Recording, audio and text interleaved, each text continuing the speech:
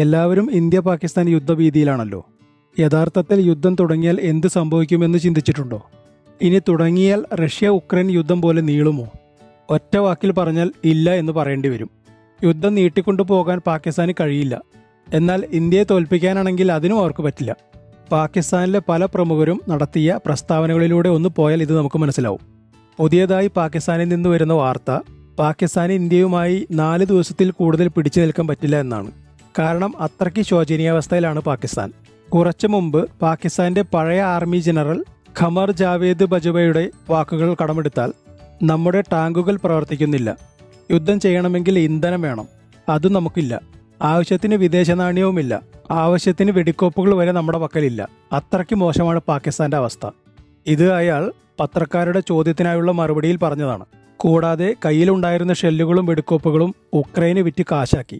ഇതാണ് പാകിസ്ഥാൻ ഇത്രയ്ക്ക് പരിഭ്രാന്തിപ്പെടാൻ കാരണവും. ഇനി ഇന്ത്യയുടെ കാര്യമെടുത്താൽ, ശരിക്കും പാകിസ്ഥാനെ പെരുമ്പാമ്പ് ഇരയെ വിഴുങ്ങുന്നത് പോലെ കുറേശ്ശെയായി വിഴുങ്ങുകയാണ്. ഓരോ നിമിഷം കഴിയുന്തോറും ശ്വാസം മുട്ടിക്കൊണ്ടിരിക്കുന്നു. ഇന്ത്യ ഇതിനോടകം തന്നെ പാകിസ്ഥാനെതിരെ നിരവധി നടപടികൾ സ്വീകരിച്ചിട്ടുണ്ട്. സിന്ധു നദീജല കരാർ മരവിപ്പിച്ചു. പാകിസ്ഥാന്റെ കപ്പലുകൾക്ക് ഇന്ത്യൻ തുറമുഖങ്ങളിൽ അടുക്കാൻ കഴിയില്ല.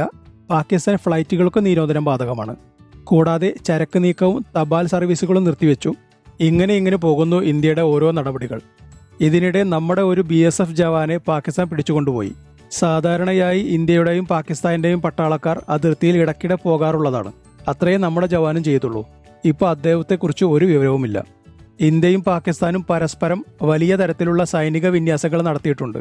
ഇതിനായി ഏകദേശം 25 ലക്ഷം രൂപയിൽ കൂടുതൽ ചിലവാക്കേണ്ടി വരും ഓരോ ദിവസവും. കപ്പലുകളുടെയും യുദ്ധവിമാനങ്ങളുടെയും പരിശീലനത്തിനും മറ്റുമായി ധാരാളം എണ്ണയും ഇങ്ങനെ ഒഴുക്കേണ്ടി വരും. ഇതിനിടയിൽ ഇന്ത്യൻ റഫാലുകൾ ഇടയ്ക്കിടയ്ക്ക് അതിർത്തിയിൽ നിരീക്ഷണ പറക്കലുകൾ നടത്തുന്നുമുണ്ട്. പാകിസ്ഥാൻ പട്ടാളക്കാർ അതിർത്തിയിൽ ഒളിച്ചിരുന്ന് ഇന്ത്യൻ പട്ടാളക്കാർക്ക് നേരെ ഇടയ്ക്കിടെ വെടിവെക്കുന്നതല്ലാതെ റഫാലുകളെ എതിർക്കാനോ തുരത്താനോ ഒരു ശ്രമവും നടത്തുന്നില്ല. നമ്മുടെ റഫാലുകളാകട്ടെ ഇടയ്ക്കിടെ അതിർത്തിക്ക് അപ്പുറവും ഇപ്പുറവും പോയി മടങ്ങുന്നു. പാകിസ്ഥാന്റെ കാര്യമെടുത്താൽ ഓരോ ദിവസവും കഴിയുന്തോറും അവരുടെ പണവും എണ്ണയും തീർന്നുകൊണ്ടിരിക്കുകയാണ്. അതുകൊണ്ടാണ് ഇതിനു മുമ്പേ ഇന്ത്യയെ പ്രകോപിപ്പിച്ച് യുദ്ധം തുടങ്ങാൻ പ്രേരിപ്പിക്കുന്നത്. ഈ തന്ത്രത്തിന്റെ ഭാഗമായാണ് നമ്മുടെ ജവാനെ അവർ കടത്തിക്കൊണ്ടുപോയത്. പാകിസ്ഥാനെ സംബന്ധിച്ച് ഒന്നുകിൽ ഇന്ത്യയുടെ യുദ്ധഭീഷണി അവസാനിക്കണം, അല്ലെങ്കിൽ പാകിസ്ഥാന്റെ വെടിക്കോപ്പുകളും എണ്ണയും തീരുന്നതിന് മുമ്പ് യുദ്ധം തുടങ്ങണം. എന്നാൽ മറുവശത്ത് ഇന്ത്യക്ക് പാകിസ്ഥാന്റെ ഈ അവസ്ഥ നല്ലപോലെ അറിയാം. അതുകൊണ്ട് തന്നെയാണ് ഇന്ത്യ യുദ്ധഭീതി നിലനിർത്തിക്കൊണ്ട് നയതന്ത്ര തലത്തിൽ, പ്രത്യേകിച്ച് IMFലും ഐക്യരാഷ്ട്രസഭയിലും സമ്മർദ്ദം ചെലുത്തുന്നത്. പാകിസ്ഥാന് കിട്ടുന്ന വിദേശ സഹായം തടസ്സപ്പെടുത്തി അവരെ വരിഞ്ഞു മുറുക്കുക, ഇതാണ് ഇന്ത്യയുടെ തന്ത്രം. ഇങ്ങനെ ആഴ്ചകളോ കൂടിയാൽ മാസമോ കഴിയുമ്പോഴേക്കും ഇന്ത്യയുടെ സൈനിക തലത്തിലുള്ള നടപടിക്ക് പാകിസ്ഥാന് മറുപടി ഉണ്ടാകില്ല. വെറും കൈയോടെ കീഴടങ്ങേണ്ടി വരും. ഇതാണ് പാകിസ്ഥാന്റെ ഭയവും. ഇതിനൊക്കെ പുറമെയാണ് പാകിസ്ഥാനിലെ ആഭ്യന്തര കലഹങ്ങൾ. ഇപ്പോൾ അവരുടെ പകുതി പട്ടാളം പാക് പഞ്ചാബിലാണ്. ബലൂചിസ്ഥാനിലെ കലാപങ്ങൾ അടിച്ചമർത്തുകയാണ് ഇതിന്റെ ലക്ഷ്യം. കഴിഞ്ഞ ദിവസം ബലൂചിസ്ഥാൻ ലിബറേഷൻ ആർമി പാകിസ്ഥാനിലെ മറ്റു പ്രദേശങ്ങളിലേക്ക് കടന്നു കയറുകയും കറാച്ചിയിൽ നിന്ന് പോകുന്ന റോഡ് തന്നെ തടയുകയും ചെയ്തിരുന്നു. പാകിസ്ഥാന്റെ ശ്രദ്ധ ഇന്ത്യക്ക് നേരെ തിരിഞ്ഞിരിക്കുന്ന സന്ദർഭം അവർ മുതലെടുക്കുകയായിരുന്നു.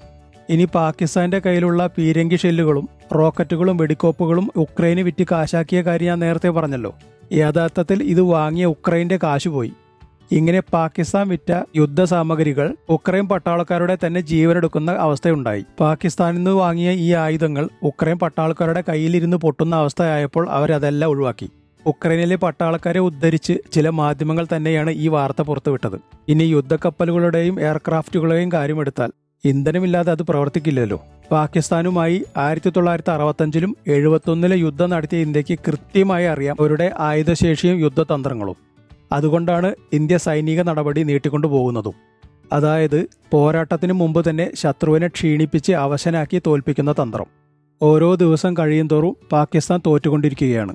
ഇപ്പോഴുള്ള യുദ്ധഭീതി 2-3 ആഴ്ച നീട്ടിക്കൊണ്ടു പോയാൽ പാകിസ്ഥാൻ പോരാടാതെ തന്നെ കീഴടങ്ങുന്നത് നമുക്ക് കാണാം.